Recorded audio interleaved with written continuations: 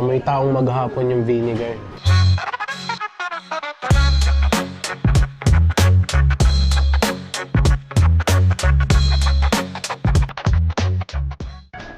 Yo, what's up? Good day sa inyo. Nandito sa Shilin. Titikman ko yung Xiaolongbao nila. Yo, dumating na yung Xiaolongbao natin. Sasagabay na natin ngayon. Yun muna yung unahin natin. Kasi mas masarap siya pag mainit eh. Yung black vinegar nila.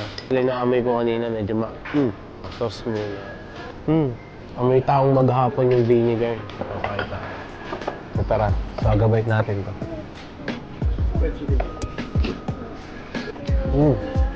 Sarap.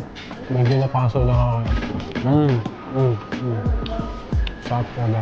Wala akong mapagkumpara na lasa sa kanya. Pero yung texture niya, yung meat, sobrang intact ng meat niya. Hindi ganun kakapal yung wrap niya. Sarap. Sunod naman natin yung braised beef noodles. Ganda ng bowl nila. Sa Taiwan, hindi ko nakakain na ito. Hindi ko siya na-try sa Taiwan. First time ko itong makakain. Yung braised beef noodles. Swagabite natin yan. Swagabite. Mukhang mainit. Sana wag ako mapasok ah.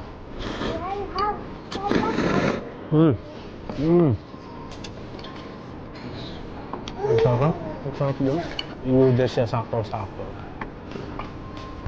Kung hindi nyo pa natatry dito, try nyo. Sarap. Nakakita.